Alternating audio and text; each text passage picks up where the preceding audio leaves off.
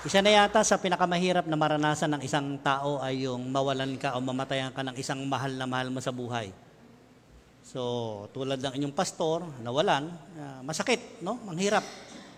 Kahit na isang reliyosong tao ka, masasabi mo sa antas ng pananampalataya ng taong ito, very matured na, dumaranas pa rin talaga ng sobrang kalungkutan, mga kapatid.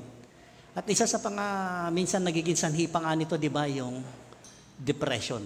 Nauuwi sa sobrang kalungkutan, nadidepress, kakaroon na anxiety, halo-halo, hindi po biro. Ano nga ba yung mga pwede nating gawin para maging handa ang ating mga kalooban, yung ating mga pasakit, yung mga kasakitan na dinadanas ng isang tao na nawalan ng mahal sa buhay? Sabi nga, may mga joke nga, di ba?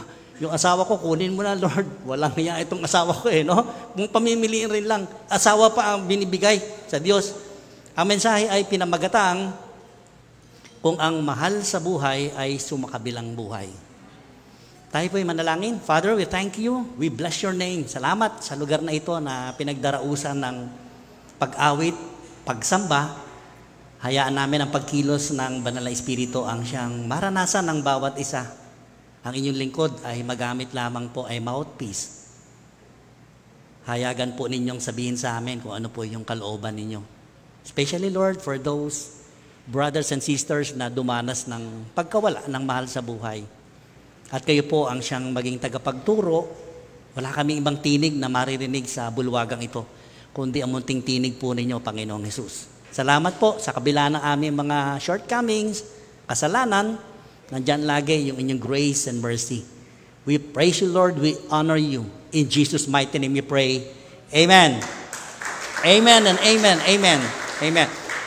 Paano nga ba natin ihanda ang mga sarili natin sa ganitong sitwasyon? I will give you some points. So, points number 1, accept important, unchangeable truths about death.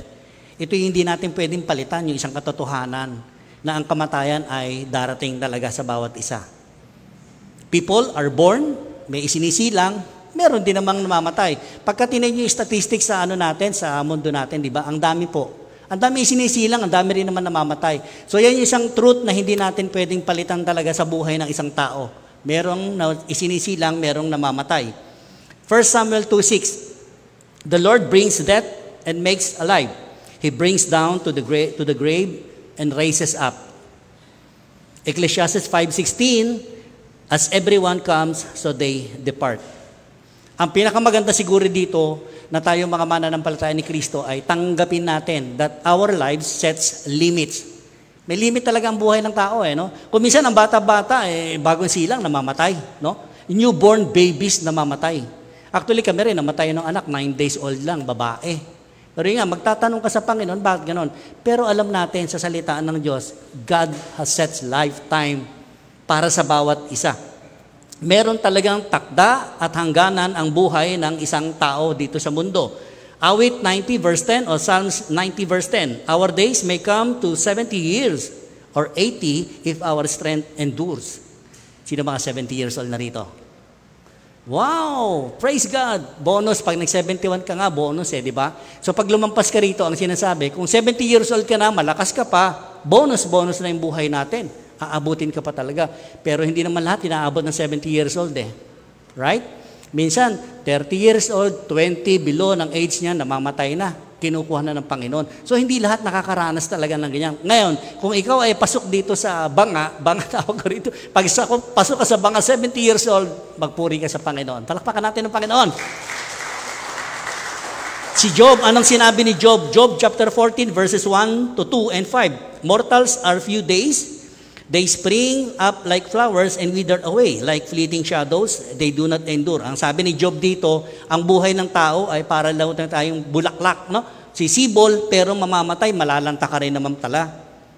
The next, a person's days are determined. You have decreed the number of his months and have set limits he cannot exceed. Pag ang Diyos ay nagtakda ng buhay sa bawat isa, siya rin nakakaalam kung kailan babalik sa kanyang presensya. So kung minsan kasi, nasusurprise tayo doon sa mga namatay na mahal natin sa buhay. Surprise! Parang surprise na matay yung mahal ko sa buhay. May ganyan tayong mga attitude So do not be surprised. At death or by death, sabi rito, be prepared anytime. Huwag naman yung iisipin natin, hindi pa tayo namamatay. Ano ko, paano kaya pag namatay ako? May mga joke nga, di ba? Bago ka mamatay, mag-St. Peter ka muna para pag yung mga maiiwan mo sa buhay, may St. Peter. May mga ahente tayong St. Peter dito, di ba? Right? Practical po yan, ha? Practicalidad. Kung mag-invest ka talaga, yan. Invest mo sa pamilya mo. Napakaganda po. Very practical po yan. Now, do not be surprised. Be prepared at any time. Psalms 39, verse 4 to 6. Show me, O Lord, my life's end and the number of my days. Let me know how fleeting my life is. Everyone is but a breath. Even those who seem secure, surely everyone goes around like a mere phantom. Para lang daw tayong hininga. O para tayong usok ang buhay natin na napakadaling mawala. No? Parang anino, yung shadow natin. Pagka dinaanan mo, di ba, nawawala rin naman. Pagka nawala ka sa silag ng araw, wala ka ng shadow eh. Psalms 90 verse 12. Ang sabi dito ni Haring David, teach us to number our days that we may gain a heart of wisdom. Siguro napakaganda na wag tayo magbibilang ng edad natin. No? Yung nagbibilang tayo, nako, paano kaya pagka tumanda ako? Paano kaya kapag ganito na yung mga anak ko? Ang daming ganyan eh. Siguro ang pinakamaganda rito, ang sabi ni Haring David, turuan mo kami na yung araw ng buhay namin, sa bawat araw ng takbo, i-practice natin magpasalamat tayo sa Panginoon. Pasalamat tayong lahat, nandito tayo ngayon, palakpakan natin ang Panginoon. Nandito tayong lahat. Thank you, Lord. Magpasalamat tayo. Siyempre, ito yung katuturan ng buhay. We have to give meaningful life sa buhay natin. Ang Lord natin, binigyan tayo ng buhay para maging meaningful po. Pastor, nung kailan ako mag-asawa, naging miserable ang buhay ko. Ang daming ganyan, mga bagong kasal, no? Wala pa isang taon, naging miserable daw ang buhay niya. Binigyan tayo ng buhay ng Diyos para magkaroon ng meaning yung buhay natin. Kung walang meaning yung buhay ng kapartner mo, bigyan mo ng buhay, bigyan mo ng makahulugang pamumuhay, katuturan. No? Yan yung maganda, ma-encourage mo yung partner mo. Wala na nga siyang buhay, wala ka pang buhay. Di pareho kayong patay. Parang gano'n, walang saysay ang buhay ninyo. The next point. The next point, kung ang mahal sa buhay ay sa makabilang buhay, number 2 is everything that happens is God's will. Naku, napakahirap tanggapin ito. Ako mismo, sarili ko, hirap na hirap. Bakit ko pinreach ito sa akin mismo? Makikita natin. 1 Thessalonica 5:18. Sabi dito, give thanks in all circumstances. Sabi doon, for this is God's will for you in Christ Jesus. Ang sinasabi dito ni Paul, alam si Paul masyadong marubdob si Paul pagdating sa pananampalataya kay Kristo Jesus. Ngayon na kay Kristo ka na eh. In all circumstances ng buhay mo, give thanks to the Lord. Magpasalamat ka. Maging si Haring David, di ba sabi niya, teach us to number our days. So napakagandang magpasalamat. Bakit? Kasi maraming tao talagang pag may namamatay, ang daming tanong, ang daming question sa Lord. Bakit siya? Bakit siya pa ang kinuha? Because ang katotohanan may set of natural law, and tinatawag na the divine creator's will.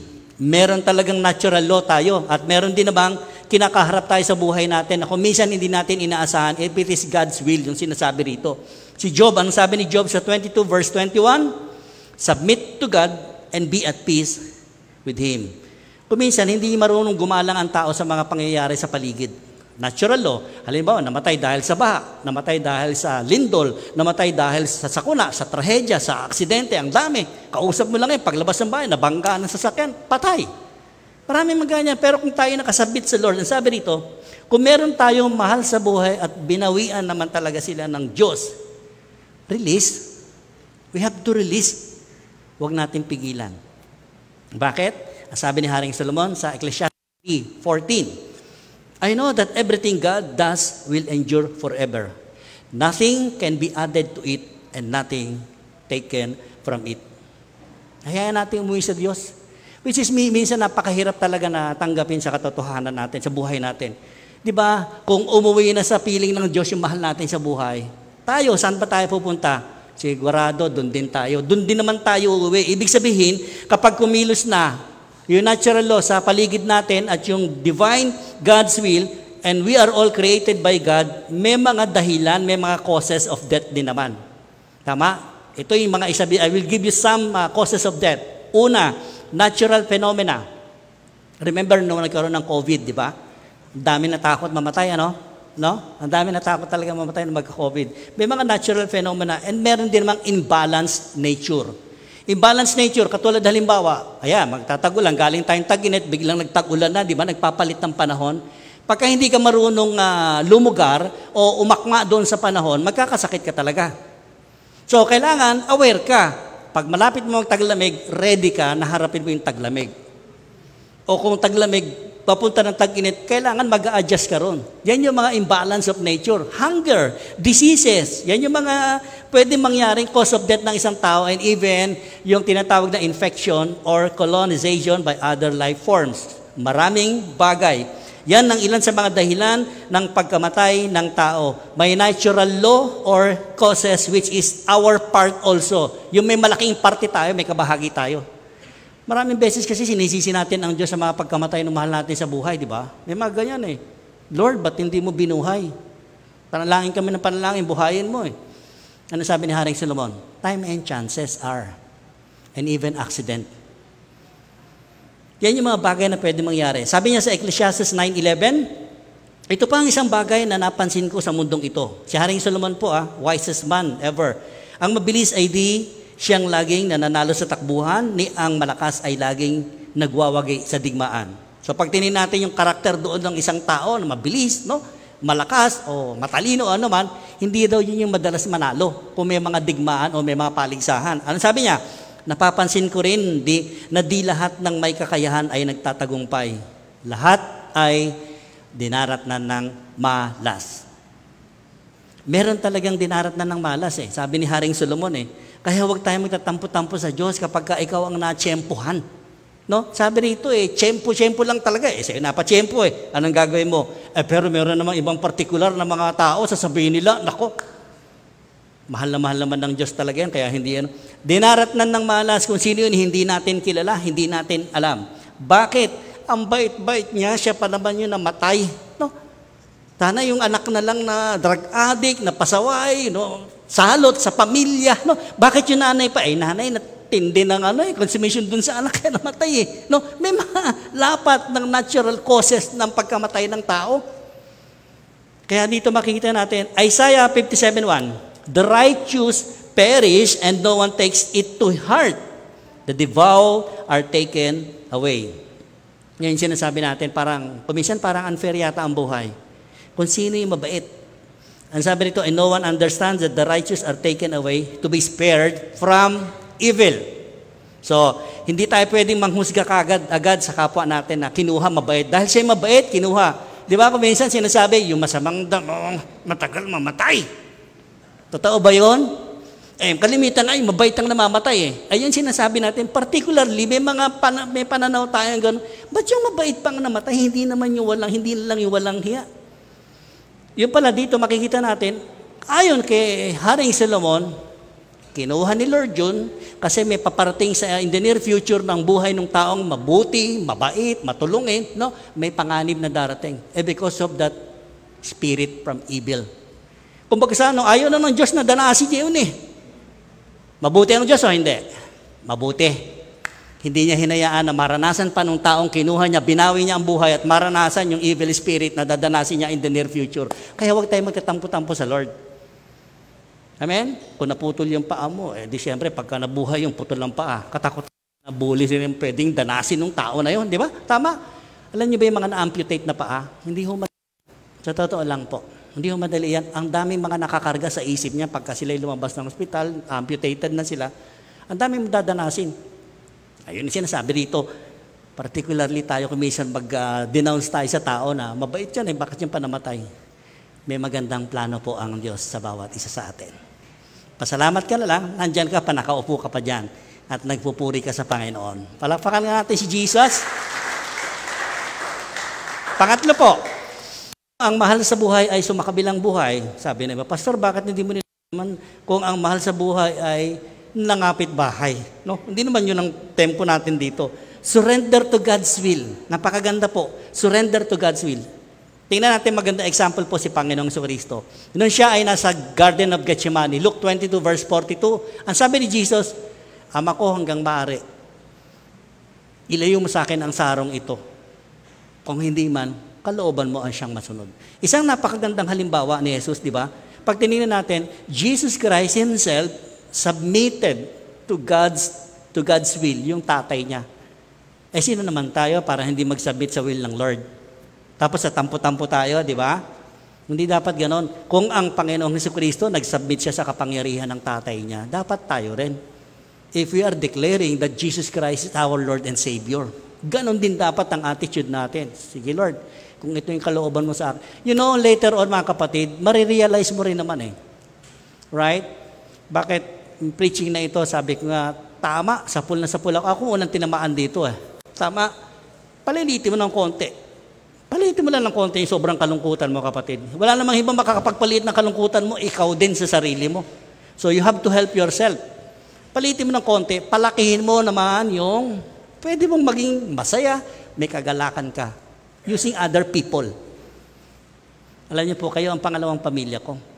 Itong church na ito ang pangalawang pamilya ko. Before, pinagpe-pray ko, Lord, pag nag-for good ako, bigyan mo ako ng full-time church. Tinugon ng Panginoon eh. Right? Kaya mag-ingat sa pagbibitaw ng mga salita. Kasi ang Panginoon, lagi niyang tinutupad yung pangako niya. Kaya ako nandito ngayon. Proverbs 3, 5, and 6. Isa sa pinakamagandang panghawakan. Ang daming mahawak sa verse na ito. Trust the Lord with all your heart and lean not on your own understanding. In all your ways, submit to Him. Submit to Jesus, God, and He will make your path straight. Sabi niya, pagka tayo nakasubmit lagi, no? Sa kapangyarihan ng banal na Espiritu or kay Hesus Kristo, ang sabi ron, He will give peace. Alam naman natin si Jesus Christ is Prince of Peace.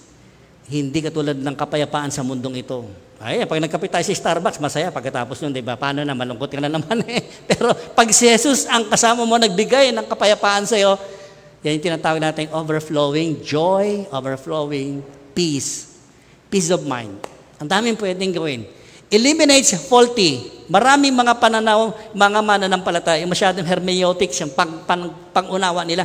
Sinasabi dito, minsan, talagang magtatampo ka sa Diyos kasi meron palang nami-misclaim na mga promises sa Bible, yung isang mananampalataya. Pwedeng mangyari yon. Iba yung kanilang pangunawa doon sa verses.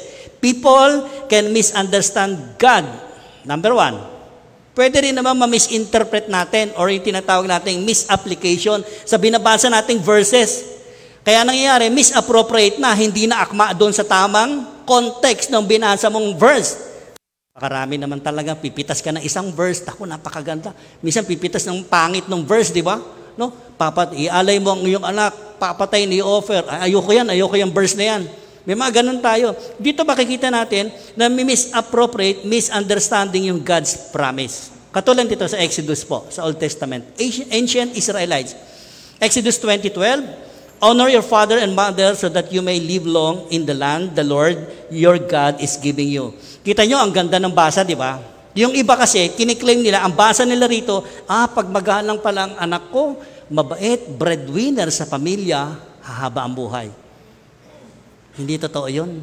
Nakita niyo, kung gano'n ang particular na basa mo sa verse, pwede rin naman. Paano kung mamatay yung anak mong breadwinner, pinagkakakitaan ng pamilya, inaasahan ng lahat, mabait, matulungin, ando na lahat. Kinuwang bigla. Di hindi totoo yung promise. Honor your father and mother so that your life be long-lived, ang sinasabi doon. Di ba hindi naman talaga gano'n? Paano ngayon kung gano'n nga ang nangyari? The usual reading could cause much confusion. Yan ang nangyayari ngayon. Nagkakaroon ng confusion pag tatalo-talo ang mga tao. When people who honor their parents die early. Di ba? Questionable na kagad yun. Sabi doon sa verse na yun eh. Pagka in-honor ng anak yung kanyang magulang, no? Naging mabuti, mabait na anak, haba ang buhay, kinuha kagad ang buhay. So makikita natin, ito yung context. Dishonoring, yung panahon kasi nila, maraming mga bata na pasaway. No, yung mga bata, binabato nila yung mga magulang nila, mga panalong bata. Can you imagine? And then, kine-curse nila. Ito yung context. Dishonoring parents by striking or cursing them was punishable by death. Kasi ang parusa sa mga batang palalo, pasaway nung araw, babatuhin yan sa plaza hanggang sa mamatay. Yun ang context ng verse na ito, that honoring your parents, so that humaba yung buhay mo. Yun yung context. Hindi lang pinarticular doon sa pagmabait yung bata, magalang, hahaba ng buhay. Pero isa sa mga pangako yan, si Paul, kinote din niya sa Ephesians yan, di ba? Hindi lang yun yung context. Kaya dito, yung pag may dishonoring yung isang bata, you are exempted, put to death, yung babatuhin ka. Now, sa Exodus 21:15 to 17, anyone who attacks, eto na yon. Anyone who attacks their father or mother is to be put to death. Anyone who curses their father and mother is to put to death also. Now, anong ibig sabihin ng sinabi kanina? So that you may live long. Ano yung close parenthesis na yon? Ang sabi rin, so that you are not put to death. Ibig sabihin, may exempted ka sa tiyak na kamatayan, batuhin ka nung panahon nila. Doesn't mean, sinasabi ng context, no? Maging magalang ka lang sa parents mo, hahaba na ang buhay mo. Hindi po yun yung particular na basa o reading. Kaya pag na-misreading ka, ang kasunod po nun, misapplication.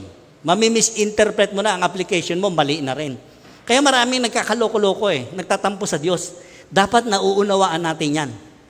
Pangatlo, pang-apat, kung ang mahal sa buhay ay sumakabilang buhay, ano yung mga dapat gawin natin? Release the departed to God. Release natin, bitawan natin. Di ba? Uuwi din naman kay Lord Pero kung minsan nga may battle talaga tayo sa damdamin natin, ang hirap bumitaw talaga Ang hirap po. Because nandiyan dyan Sabi nga ng iba, di ba? Yung sugat, kapag kasariwa pa, di ba? Andiyan dyan, masakit Pero habang tumatagal ang sugat, nagiging langib, medyo nawawala na rin ng kaunti-unti. Di ba? Huwag mo naman kukut-kutin kasi pag kinutkut mo yung sugat, lalabas na naman yung laman. Babalik ka naman sa dati. Kaya sabi ko kanina, paliitin. No? Kung pagaling na yung sugat, hayaan mo siyang maghilom. Ang sabi rito, Ecclesiastes 12:7, the dust returned to the ground it came from, and the spirit returns to God who gave it. So pag alam nating babalik din naman ang espiritu ng mahal natin sa buhay, hayain na siya, hayaan na natin. Kasi alam natin kanino pupunta sa presensya ng Diyos. Yung katawan natin, into dust talaga ito, sinasabi ni Haring Solomon. So bitawan natin, release. Turuan mo kami, Lord, na mag-release sa mga mahal namin sa buhay. Alam niyo, isang parte talaga sa mag-asawang mahirap yung maiwan ng isa. No, mahirap talaga yan. Sa totoo, hindi po madali. Pasalamat kayo, nandiyan pa yung mga asawa. Kung katabi niyo yung mga asawa niyo, palakpakan niyo ang Panginoon, palakpakan niyo yung Panginoon. Kung nandiyan pa yung mga asawa niyo sa tabi niyo. Praise God talaga, praise God.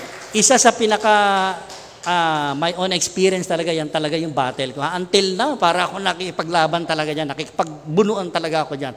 Pero praise God sa mga salita, makikita natin yan. Otherwise, kung hindi ka talaga bibitaw, hindi mo siya nire-release, ikaw din ang mahihirapan. Right?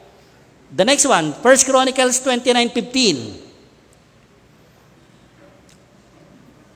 We are only strangers traveling through this world. Our time on earth is like a passing shadow and we cannot stop it.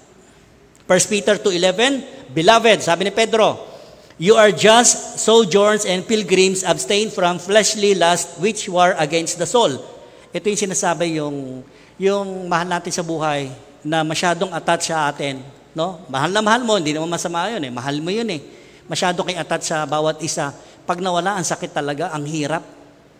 Kaya sabi rito, pag pinakawalan mo, ang marirelease, hindi lang siya, pati ikaw mismo, dalawa kayo marirelease. Mapapalaya kayo pareho Yung sobrang attachment natin dito sa mundo, yan talaga ang mahirap. Kaya dapat, kung alam mo ang salita ng Diyos, whenever or unexpected, nawala yung isa sa mahal mo sa buhay, ready ka. Ready ka to release with your own heart. Yun po yung maganda. Kasi may pinangahawakan ka Napakaganda. 2 Corinthians 5:8. Si Paul naman, ano sabi ni Paul? We are confident, I say, and would prefer to be away from the body and at home with the Lord. Si Paul walang tulak kabigin talaga siya. Kung nabubuhay man siya, sabi niya, naglilingkod ako para kay Kristo at ang buhay ko ngayon kay Kristo. On the other hand, sabi niya, kung ako'y mamatay, it was a gain. Sabi niya, kapakinabangan sa akin pag namatay ako. Di ba? Wala na siyang preaching ng gospel, wala na siyang pupunta sa mga churches, wala nang ganito, wala na kung ano-ano. Nandun ka na sa piling ng Lord Di ba? Parang sinasabi ni Paul, kung ako'y mawala na dito sa tent na ito, sa katawan na ito, at nandun ako kay Panginoong Jesus, nako, mas malaking pakinabang. Pero huwag naman daliin. Yung iba naman sinasabi nila, nako, susunod na ako sa asawa ko, wala nang silbi ang buhay ko. Imagine po natin mga kapatid. Di ba? Kunin mo na rin ako, Lord. Huwag mong madaliin. Ang sabi ni Lord, may purpose pa ako sa buhay mo, anak. May ipagagawa pa ako sa iyo na sa ikalulugod ko, ikaluluwalhati ko. And sometimes yung preconceived notion ng utak natin, di ba? Alam nyo, ganun talaga ang Lord. Mabuti siya Pagka ikaw ang iniwan ni Lord, may purpose si Lord sa buhay mo na maganda in the near future, makikita mo rin kung ano yung God's will na yan sa buhay mo. Palakpakan natin si Kristo. Number 5. Medyo binibilisan ko lang po kasi kita nyo. Number 5, get on with life. Sabi ni Lord, go on with your life. Huwag kang lumubog dyan, huwag kang malunod sa kalungkutan. Huwag. Never drown yourself into aloneness. Yung nag-iisa ka lagi, never. Huwag kang marunong pa sa Diyos na hindi ka pa niya kinukuha. Sabi doon ang atupagin mo muna anak, kung ano yung pwede mong gawin dito para sa Diyos. Right? Gumawa na mabuti sa pamilya, gumawa na mabuti sa kapwa. Lahat ng bagay na yan, ibinigay sa atin. Malaya nating gawin yan para sa Kanya. Alam niyo, abot kaloob natin, di ba? Ang dami nagpasalamat. 1 mil lang nakakarampot. Sabi natin konti lang. Pero yung salamat po. Ang daming bibig nagpapasalamat sa Panginoon. Nako, nakakaiyak po talaga. Tapos ikaw, ilang beses ka kumakain sa bahay mo, ang dami. Tapos pag tinignan mo yung ulam, hipon na naman ang ulam, lechon na naman yung ulam. Nagreklamo ka pa. Ang dami nagugutom mga kapatid. Ang dami nagugutom. Kaya ipagpatuloy natin yung magandang nasimulan ng mga nauna pa rito sa Day by Day San Pedro. Magpapatuloy at magpapatuloy ang pagkilos ng Panginoong Hesus dito sa Day by Day San Pedro Church. Hindi titigil ang Panginoon, tandaan nyo. Pag tayo tumigil, si Lord hindi pa rin titigil. Hindi niya tayo titigilan sa paggawa ng mabuti rito sa church. Kung tayo, hindi tayo nagiging masinop talaga sa pagsunod sa Kanya, He will be faithful and faithful and faithful and faithful. Wala pong katapusan niya mga kapatid. Now, 2 Samuel 12:15-23. Ito maganda example si David. Learn from David. Ang sabi rito, tulad ng sinabi ni Yahweh, ang anak ni David na sa asawa ni Urias ay nagkasakit ng maluba kay Bathsheba. Nanalangin si David sa Diyos para gumaling ang bata. Nagdamit siya ng panluksa at nag-ayuno at sa lupa nahiga ng gabing iyon. So pag tinignan natin yung gesture ni David, ipinapanalangin niya sa Diyos yung kanyang anak na maluba na may sakit. Okay? Nananalangin siya. Lumapit sa kanya ang matatandang pinuno sa palasyo at hinimok siyang bumangon, ngunit tumanggi siya. So yung mga elders ng kingdom niya, sabi niya, bangon po kayo mahal na hari, kasi nagdamit sa ako siya nag-aayuno siya Ang panalangin niya marubdob para sa kaligtasan ng kanyang anak. Ayaw rin niyang kumain. Pagkalipas ng 6 na araw, namatay ang bata. So parang walang nangyari sa panalangin niya. Di ba? Parang tayo, kuminsan, ang dami nating pinagpe-pray at madalas yung pinagpe-pray mo na gumaling namamatay. Natatandaan ko meron ako nakadalawang beses ako dun sa silang day by day. 2 ang beses ako nakanalangin, namatay pareho po. Nako, ang sabi sa akin, biro sa akin ng isang Pastor, wag na kayong babalik dito, papatayin kayo rito. Lahat ng pinapanalangin mo, namatay. Di ba?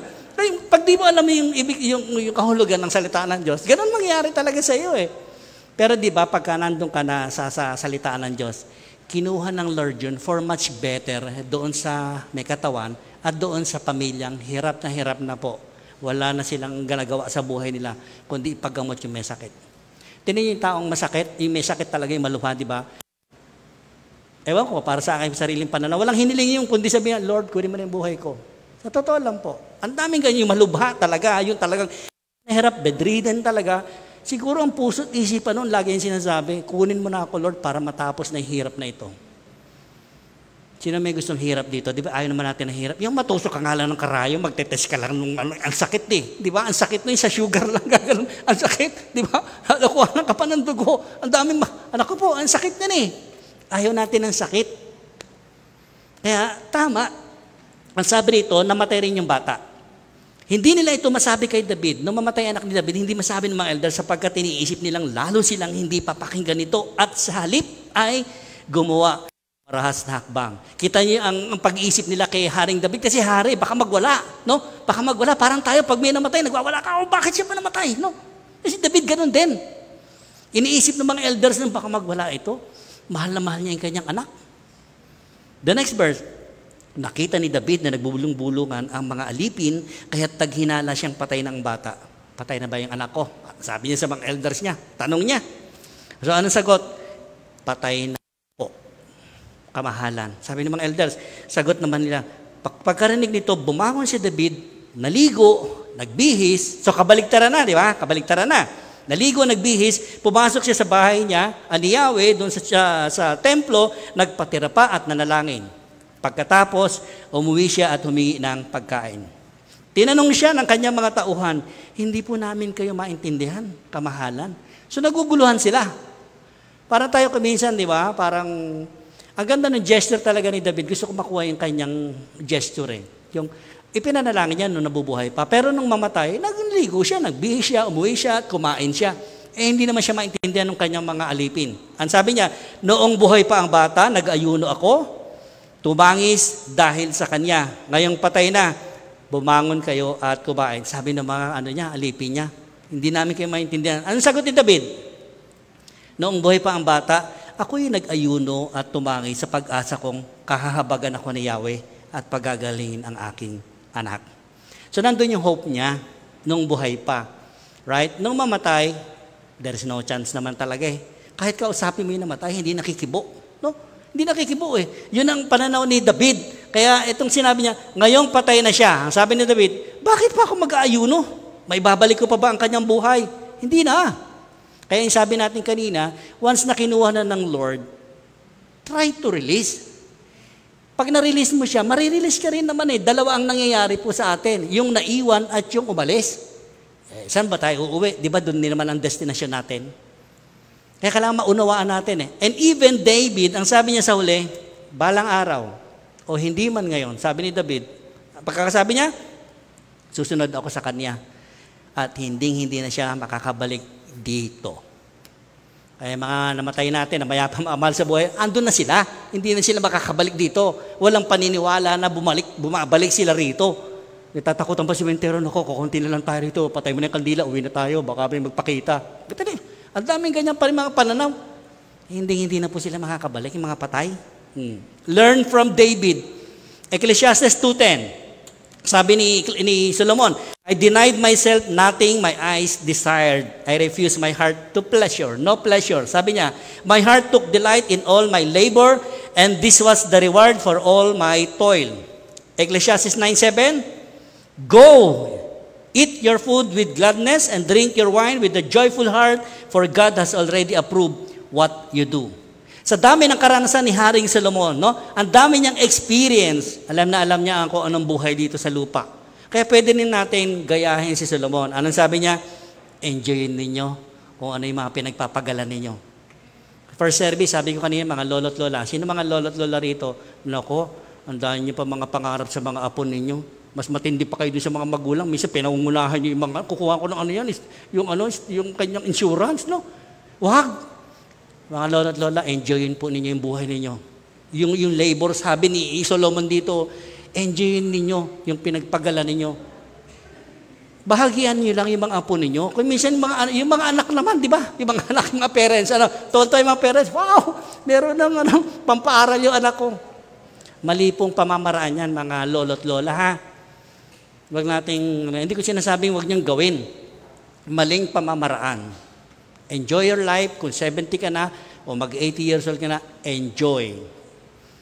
Pag may sakit na, pakakainin mo lang lechon, ng balat ng lechon. Nung malakas, hindi mo pinapakain. Bawal yan, bawal. Nung masakit na, subukan mo lang, kainin mo lang yung balat, masarap. Hindi na nga makanguya eh. Habang nabubuhay po, enjoy natin, sabi ni Haring Solomon. Ecclesiastes 3:1-8. Everything on earth has its own time and its own season. There is time for birth and death, planting and reaping, for killing and healing, destroying and building. Pag binasa natin lahat to, nandito na lahat. Or crying and laughing, weeping and dancing, for throwing stones and gathering stones, embracing and partying. There is a time for finding and losing, keeping and giving, for tearing and sowing, listening and speaking. There is also a time for love and hate, for war and peace. Pag kinongclude nyo itong, yung sinabi ni Haring Solomon sa Ecclesiastes, dali lang naman. Ang sabi ni Haring Solomon, enjoy ninyo. No? Kung may dalamhati, makidalamhati. Kung may kasiyahan, makisaya. Hindi yung pag nagkakasiyahan, ikaw nagdadalamhati ka naman, KJ mo na. No? Ganun ang palata. Si Haring Solomon, sinabi niya lahat dyan. May panahon ng pag-iyak, may panahon ng pagtawa. may panahon ng pagluluksa, may panahon ng pagdiriwang. Lahat po may katapat. Sinasabi ni Haring Solomon, hindi araw-araw, lagi, madalas, pagdadalamhati. Meron din kagalakan na dapat lumalabas sa mga puso natin. O ngayon, galak na galak tayo. Di magalak ka, no? Hindi naman yung nagdadalamhati yung kapatid mo, tapos pagpunta mo naman, tawa ka ng tawa, tapos nagtitirintas ka ng buhok mo, wala ka naman ititirintas na dyan sa buhok mo. Para ka ng siraulo, di ba? Ano nang ibig sabihin ni Haring Solomon? Ang sabi niya sa lahat ng bagay, maraming pagkakataon na pwede kang maging malungkot, pwede kang maging masaya. Ang sabi lang dito, make the most of time. Kasi hindi lahat tayo ng tao, alam natin bukas buhay pa tayo. Kahit nga mamaya, hindi natin alam eh. Pero as long as we live, nandito pa tayo, make the most of time. Kagamit-gamit, pakipakinabang po sa bawat isa sa atin. Minimize pain. Ang sabi ko kanina, kung may pain, nandiyan ang pain, yes, nandiyan talaga. Pero subukan mong paliitin lang, kapatid. Minimize mo yung sakit, yung hapdi, yung kirot. And then, ano pwede natin palakihin? Maximize pleasure, mga kapatid. Kung may pagkakataon, magsaya tayo. No? Enjoyin lang natin yung buhay natin. Ano sabi sa Proverbs 10:22? The blessings of the Lord brings wealth without painful toil for it. Ayaw ng Diyos na nahihirapan po talaga tayo. Gusto ng Diyos, i-bless niya tayo. With wealth, sabi rito. Pag meron tayong kakayahan naman talaga, gamitin natin. Huwag yung hindi naman sinasabi sa inyo, huwag kayo magsusubi. Magsubi kayo kung kinakailangan. Pero yung mga sobra naman, enjoyin ninyo. Para dumating oras na pantay na ang paa mo, di ba? Sino nakinabang? Marami pa mga nakikinabang, yung mga naiwan eh. Yung ikaw naman, trabaho senior ka na, trabaho ka pa rin trabaho. Sino nakinabang sa mga inipon mo? Wala, nabaliwala. Yung naiwan po. Siyempre yung naiwan, tuwan-tuwa naman yung naiwan. Ako, ang daming mana. Right? Hindi yan ang gusto ni Haring Solomon. Psalm 16 verse 11. You make known to me the path of life. You will fill me with joy in your presence, with eternal pleasures at your right hand. Gusto ng Lord sa atin, na enjoy natin yung pinagpagalan natin. Even yung mga nasa paligid natin, enjoy the moments na meron kang mga kasalamuha na mga tao sa paligid mo. Do the most good. Yan ang isang bagay. Huwag tayong tumigil sa paggawa ng mabuti o kabutihan sa kapwa. Minimize pain, maximize pleasure, and do the most good. 2 Thessalonians 3:13, never tire of doing what is good. Sabi ko kanina, si Lord Jesus, hindi po siya titigil sa paggawa ng kabutihan sa mga buhay po natin. He will never stop. He will never stop, mga kapatid. Araw-araw, goodness natin, ang kapakanan natin, ang inaalala ng ating Panginoong Jesucristo. Kaya tayo naman din, bilang ganti, pahalagahan din natin yung ibinibigay sa ating biyaya, no? Ng ating Panginoon.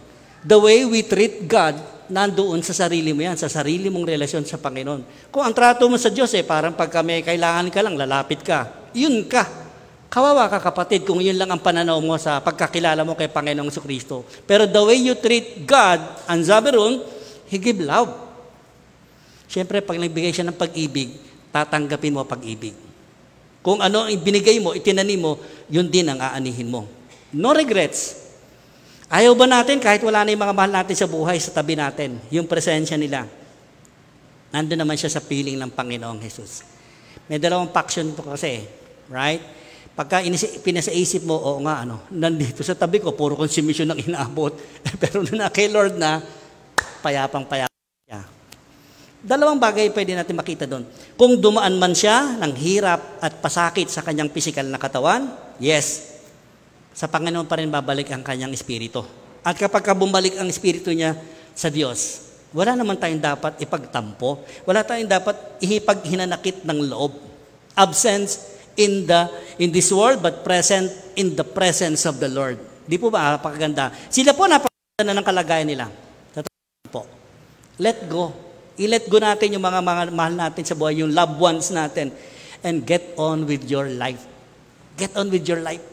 May buhay pa tayo na pwede natin gamitin po para naman sa ikalulugod ng ating Panginoon. Tayo pong lahat ay yumuko sa presensya ng Panginoon. Father, we thank you and thank you. Bless your name. We glorify your name.